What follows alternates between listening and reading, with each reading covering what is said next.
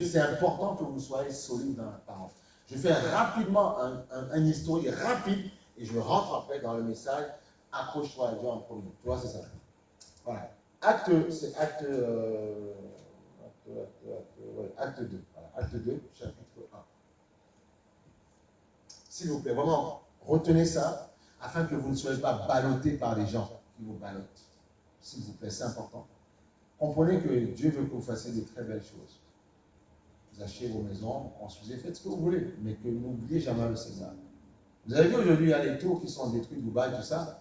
Les gens ont construit, ils ont sué, mais paf, terminé. Voilà. Bon, donc c'est en Jésus que ça se passe. Acte 2, chapitre 1, il dit ceci. Le jour de la Pentecôte, tu vois, ils étaient tous ensemble dans le même lieu. Ouais, tous ensemble dans le même lieu. Tout à coup, il vint du ciel un bruit, tu vois, comme celui d'un vent impétueux, et il remplit toute la maison, tu vois, où ils étaient assis. Ok?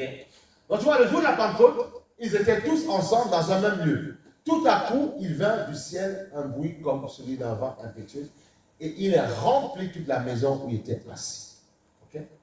Donc Dieu veut remplir tout ton être. Et nous avons dit plusieurs fois que nous sommes le temple du Saint-Esprit. Et il veut remplir toutes les passerelles de ton corps afin que tu puisses réussir ta vie. Et c'est ça. Et c'est là où il y a tout un travail. Il faut vraiment... Et Dieu ne veut pas que tu le sépares de ta vie. Il veut faire partie intégrante de ta vie. Donc on voit que le Saint-Esprit était là. Okay? Il était là, le Saint-Esprit. Et puis il dit, des langues semblables à des langues de feu leur apparut séparées les unes des autres, tu vois, et se posèrent sur chacun d'eux. Voilà. Des langues. Sur chacun d'eux. Elles se posaient séparées, tu vois. Aujourd'hui, on ne va pas forcément voir des langues, tu vois, ça va pas des langues de feu, mais une présence va te remplir complètement. Là, Christ était en train de fonder l'église, tu vois. Et plus bas, on va aller légèrement plus bas. On va aller sur Acte 2, chapitre, on va aller plus bas dans le verset 5. Il dit ceci. Or, il y avait en séjour à Jérusalem des Juifs, hommes pieux, de toutes, tu vois, toutes les nations, tu vois, qui sont sous le ciel. Ok? Voilà. Au bruit du ciel, voilà. Je peux continuer, hein, du ciel, voilà. Du ciel. Il y avait ces hommes-là, tu vois. Voilà. Il y avait le bruit, tu vois. La multitude a couru et elle fut confondue parce que chacun les entendait parler dans sa propre langue. Ok? Ce qui est important, c'est qu'on nous dit qu'il y avait des personnes de toute tribu, toute nation qui étaient réunies. Ça nous confirme que Jésus, le christianisme n'a pas été donné à un seul peuple qui est allé après coloniser d'autres peuples. Non, non, non, non. On voit que le Saint-Esprit a bâti l'Église. Il y avait de toute population, toutes les nations. Il y avait des nations africaines, des nations asiatiques, il y avait toutes les nations européennes. Tout le monde était réuni. Tout le monde. Tu vois? Il dit, oh, il y avait en celui des hommes pieux de toutes les nations qui sont sous le ciel. C'est normal pour que Dieu construise, bâtisse l'Église. Il faut d'abord qu'il bâtisse avec ceux qu'il aime. Et après, il va leur demander d'aller dans les nations toucher les autres qui sont pas. Voilà, c'est pour ça qu'on dit, les Juifs, tu vois, Juifs, c'est il faut, bon, on fera une étude un jour sur le nom hébreu, juif et tout ça, voilà. Parce qu'on fera, c'est pas aujourd'hui, on fera une étude sur le nom après. Voilà. Homme pieux de toutes les nations. Homme pieux qui aime Dieu, tu vois. Parce qu'il voulait bâtir l'église sur eux pour pouvoir justement construire après les nations. Tu vois. Toutes les nations. On n'a pas dit nations européennes. Toutes les nations.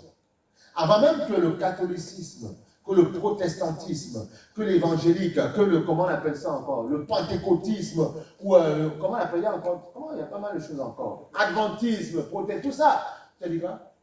Voilà, protestant. Avant que toutes ces choses-là se mettent en place, on ne parlait pas de ça.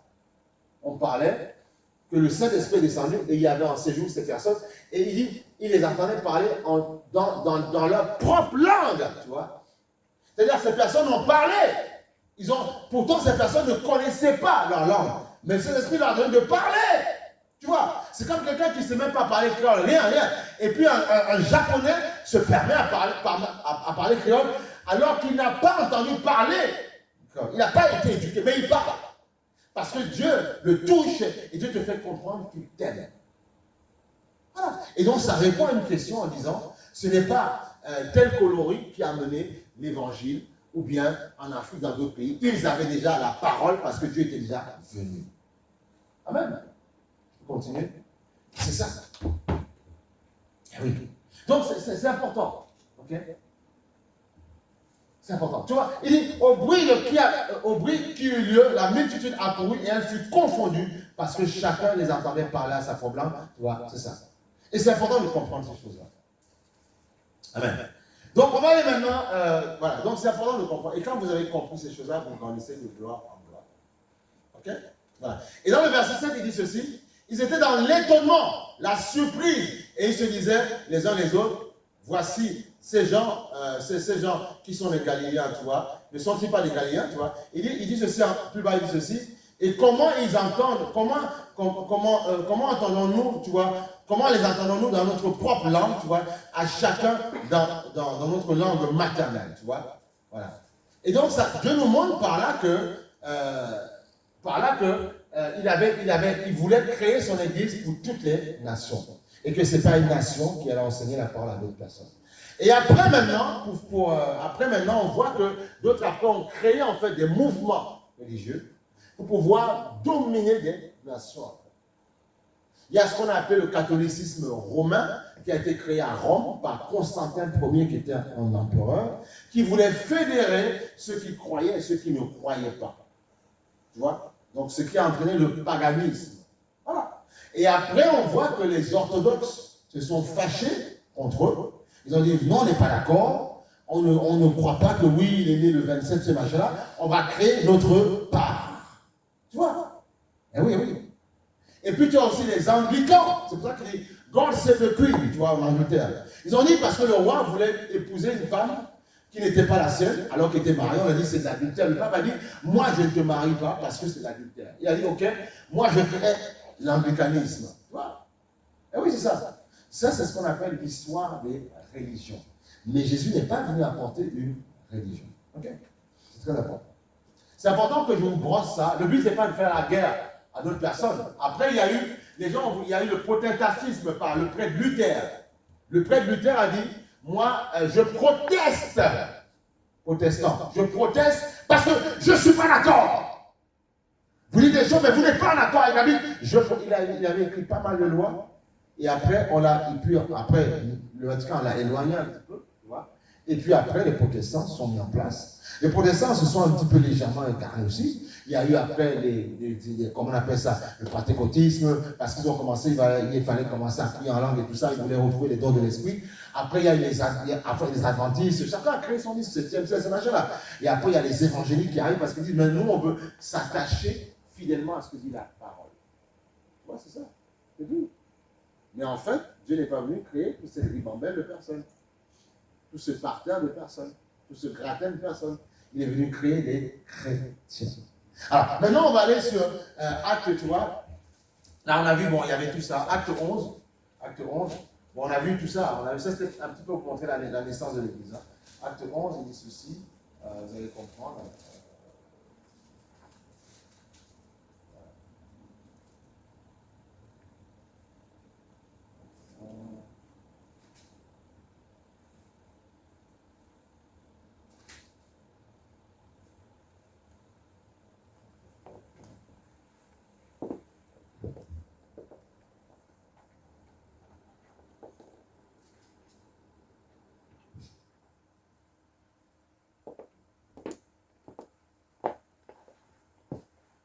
Voilà, acte 11, verset 24. Ouais.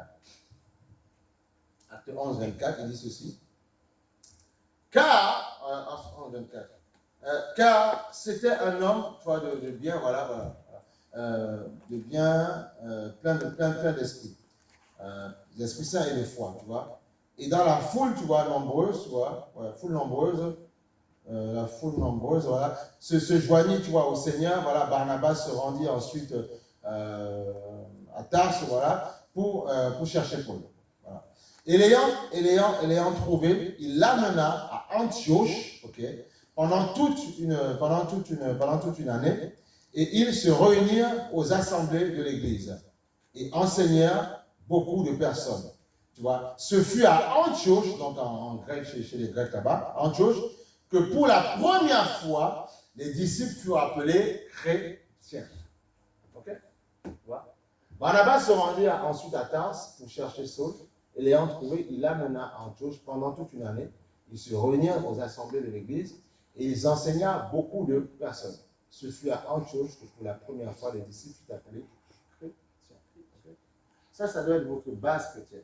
On m'a appelé chrétien à Acte 11, verset 25. Bon, bah. Mais en fait, le Saint-Esprit, quand il est descendu, quand toutes les nations étaient réunies, on ne parlait pas de chrétien. On a dit Christos, parce que vous marchez selon le Christ. C'est tout. Ok? Quand vous avez compris ça, vous grandissez. C'est important pour comprendre ça. On ne fait pas de guerre à personne, mais on doit vous éduquer. En fait, vous faites vos études, vous gagnez, vous avez vos diplômes et tout ça, mais vous devez comprendre que même pour l'Église, il faut comprendre ce que Dieu dit en fait. Et vous allez avoir de bonnes bases, de bonnes fondations pour réussir votre vie chrétienne. Comprendre qu'avant d'être chrétien, je suis enfant de Dieu. Comme on dit en grec, teknon, enfant de Dieu. Et chrétien, ça veut dire quoi? Chrétien, on a dit chrétien, pourquoi? Parce que dans chrétien, c'est la même racine, il y a Christ en fait. Voilà. C'est petit Christ. C'est ça, exactement, petit Christ, voilà. Donc ils appelaient chrétiens parce qu'ils marchaient selon le Christ. Ils marchaient comme le Christ, on a dit, vous êtes les Christos. Dans les versions grecques, tu vas voir, c'est Christos. En français, on a dit chrétien. Et en anglais, on dit christian. Tu vois? Il faut vraiment comprendre, c'est important de comprendre ça. C'est bien, non, d'entendre ça. Comme ça, on grandit, tu vois. Comme ça, on ne devient pas des petits religieux dans un petit coin, et puis après, qu'on dit, ouais, mais en fait, c'est pas vrai. Non, Jésus est vrai, mais il faut qu'on vous enseigne que vous soyez bâtis solidement. Et vous compreniez pourquoi. Et vous allez comprendre qu'il y a beaucoup de personnes qui se disent chrétiens, mais en fait, ils ne sont pas des Christos, ils ne sont pas dans la doctrine de Dieu. Tu vois. Donc, en fait, ils sont chrétiens de nom. C'est le Saint-Esprit qui te permet d'être un vrai Christos. Amen. Voilà. Tu vois, c'est bien en grec. Christos. Et en français, on dit chrétien, Christian en anglais. C'est tout. Enfant de Dieu. Child of God, enfant de Dieu. Teknon, tu vois, en grec. C'est ça, c'est tout. Et quand tu as compris ça, tu grandis. Voilà. Maintenant, on va aller sur Genèse chapitre 1. Voilà, on va rentrer dans le. C'est rapidement le concaténer dans le message. Genèse chapitre 1, verset 26. C'est bien de faire ça, non? De bâtir sur les plans, non? C'est bien. Comme ça, vous avez de bonnes bases, c'est important, hein? De bonnes bases. Et là, vous allez savoir pouvoir vous défendre. On va dire, je suis chrétien, mais chrétien en quoi? Tu es chrétien de quoi?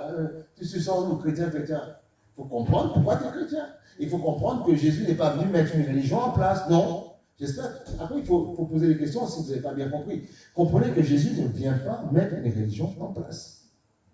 Il y a un empereur qui a mis un système en place pour dominer les nations. Après, malheureusement, il y a une colonisation, toutes ces choses-là. Quand on les envoyait en fait dans les îles et tout ça, on leur imposait la Bible, mais on ne leur faisait pas comprendre ce que voulait dire la Bible. Tu comprends? Alors que ces personnes qu'on enlevait dans leur nation avaient déjà la parole, puisque on sait qu'ils leurs ancêtres étaient venus à, comment on appelle ça, acte 3, pour recevoir l'effusion de l'esprit. Ok? Le but, c'est de pouvoir aimer tous les hommes. Il ne faut pas faire de guerre avec personne. Il faut aimer tout le monde, mais comprendre que c'est le diable, en fait, qui a manipulé les hommes pour, en fait, nous diviser, en fait, les hommes. Mais en fait, Dieu nous aime tous. Qu'on soit noir, blanc, chinois, Dieu nous aime tous, en fait. C'est ça. Et c'est le rôle du pasteur, c'est de ramener tout ça et de ramener les hommes à la raison et puis les amener vers le Seigneur pour que la paix règne dans les cœurs. C'est juste ça, en fait. Donc, Genèse chapitre 1, c'est vraiment important.